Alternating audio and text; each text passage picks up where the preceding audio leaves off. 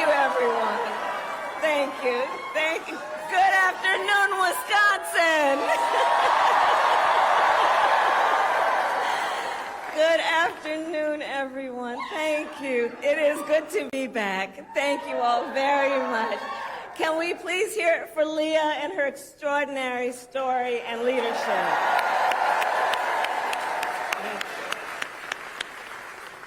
And I do believe our teachers do God's work. They teach other people's children, and God knows we don't pay them enough. Let's thank them. And it is so good to be here and be back with so many extraordinary leaders, including my friend, the great governor of Wisconsin, Tony Evers. He's here somewhere. My dear friend, Senator Tammy Baldwin. And you know, I had the privilege of serving with Tammy when I was in the United States Senate, and she is always fighting for the people of this state, and I know that the folks that are here are going to make sure you return her to Washington, D.C. in November. Yes, we are going to elect her back to Washington, D.C. It is so good to be here also with Lieutenant Governor Sarah Rodriguez, Attorney General Josh Kaul, Wisconsin Secretary of State Sarah Godlewski, County Executive David Crowley, Mayor Cavalier Johnson, and the great State Party Chair Ben Wickler, who I have worked with. Ben, you and I have been working together for years, and I can attest he knows how to build the infrastructure that delivers wins up and down the ballot. Thank you, Ben.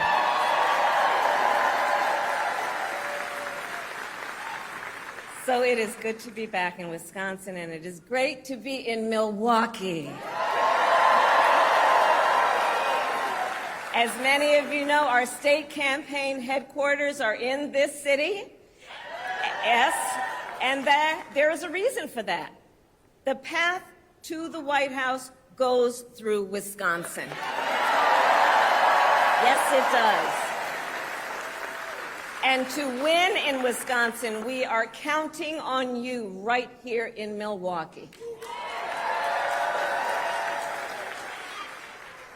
And you all helped us win in 2020. And in 2024, we will win again. Yes, we will.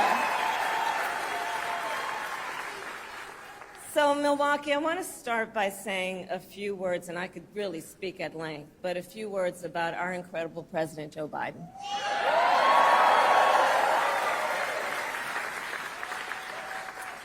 It has truly been one of the greatest honors of my life to serve as Vice President to our President Joe Biden. Joe's legacy of accomplishment over his entire career and over the past 3.5 years is unmatched in modern history. In one term, think about it, in one term as president, he has already surpassed the legacy of most presidents who served 2 terms in office.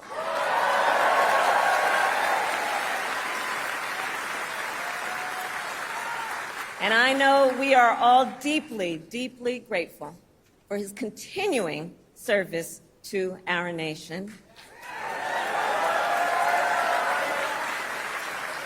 And it is my great honor to have Joe Biden's endorsement in this race.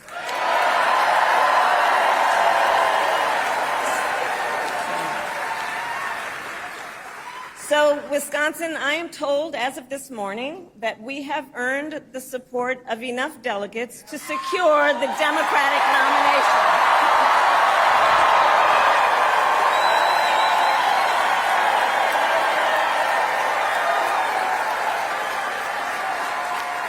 And I am so very honored, and I pledge to you I will spend the coming weeks continuing to unite our party so that we are ready to win in November.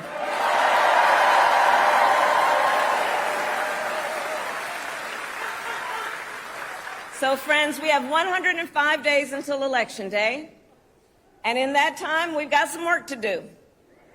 But we're not afraid of hard work. We like hard work, don't we? And we will win this election. Yes, we will. So as Leah told you, before I was elected vice president, before I was elected United States Senator, I was elected Attorney General of the state of California, and I was a courtroom prosecutor before then.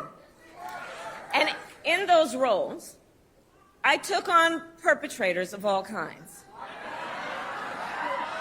Predators who abused women, fraudsters who ripped off consumers, cheaters who broke the rules for their own gain. So hear me when I say, I know Donald Trump's type.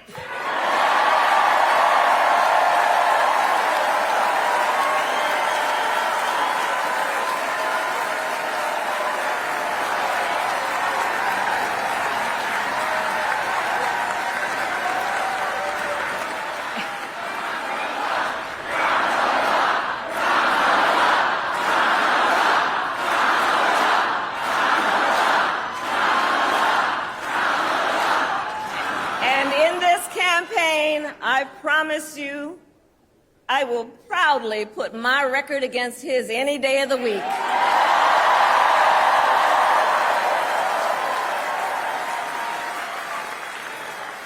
As Attorney General of California, I took on one of our country's largest for-profit colleges that was scamming students.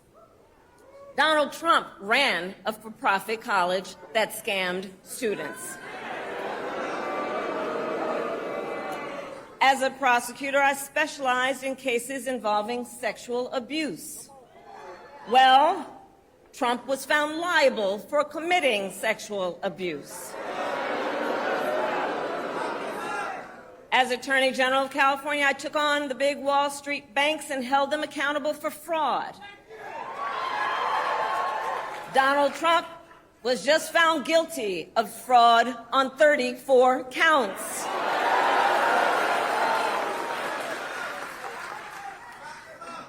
But let's also make no mistake, this campaign is not just about us versus Donald Trump. This campaign is about who we fight for. This is about who we fight for. Just look at how we are running our campaigns. So Donald Trump is relying on support from billionaires and big corporations. And he is trading access in exchange for campaign contributions. A couple of months ago, you all saw that a couple of months ago at Mar-a-Lago, he literally promised big oil companies, big oil lobbyists, he would do their bidding for $1 billion in campaign donations. On the other hand, we are running a people-powered campaign.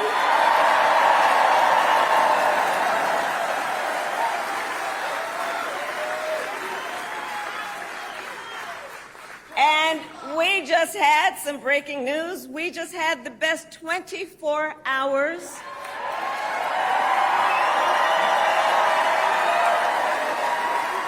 of grassroots fundraising in presidential campaign history. All right?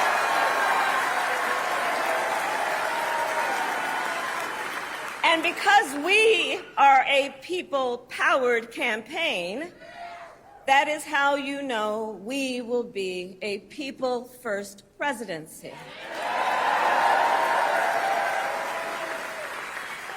And Wisconsin, this campaign is also about two different visions for our nation.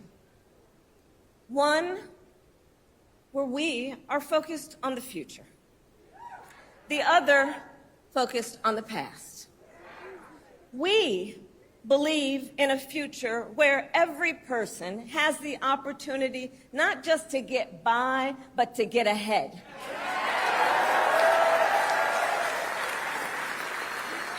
A future where no child has to grow up in poverty.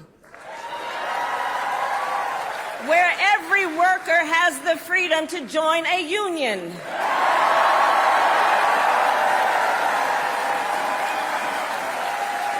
Where every person has affordable health care, affordable child care, and paid family leave. We believe in a future where every senior can retire with dignity. So all of this is to say, building up the middle class will be a defining goal of my presidency.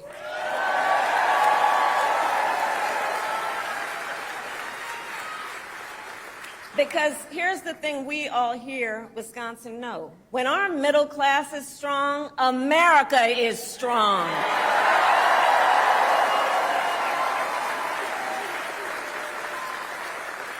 But Donald Trump wants to take our country backward. He and his extreme Project 2025 agenda will weaken the middle class. Like, we know we got to take this seriously. Can you believe they put that thing in writing? Read it. It's 900 pages. But here's the thing. When you read it, you will see Donald Trump intends to cut Social Security and Medicare. He intends to give tax breaks to billionaires and big corporations and make working families foot the bill. They intend to end the Affordable Care Act and take us back then to a time when insurance companies had the power to deny people with pre-existing conditions. Remember what that was like? Children with asthma, women who survived breast cancer, grandparents with diabetes. America has tried these failed economic policies before, but we are not going back. We are not going back. Not going back. We're not going back. We are not going back.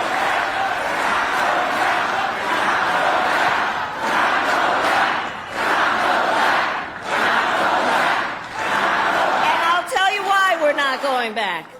Because ours is a fight for the future. And it is a fight for freedom.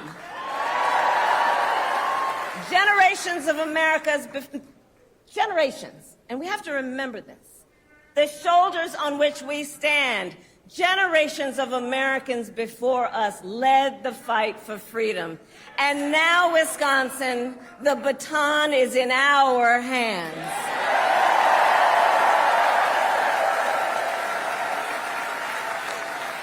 We, who believe in the sacred freedom to vote, will make sure every American has the ability to cast their ballot and have it counted. We, who believe that every person in our nation who should have the freedom to live safe from the terror of gun violence, will finally pass red flag laws, universal background checks, and an assault weapons ban.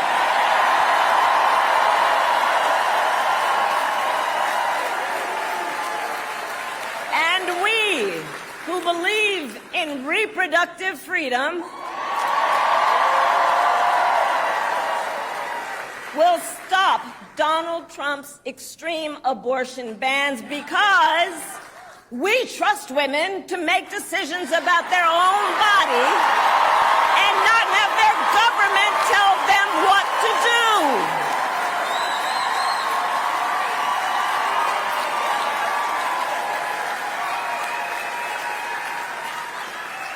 And when Congress passes a law to restore reproductive freedoms, as President of the United States, I will sign it into law.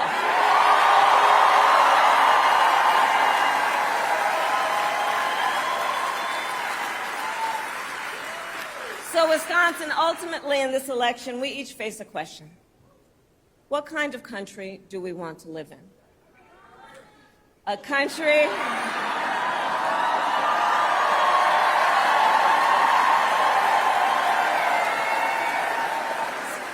And to your point, do we want to live in a country of freedom, compassion, and rule of law, or a country of chaos, fear, and hate? And here's the beauty of this moment. We each have the power to answer that question. The power is with the people. We each have the power to answer that question. And in the next 105 days, then we have work to do. We have doors to knock on. We have phone calls to make. We have voters to register. And we have an election to win.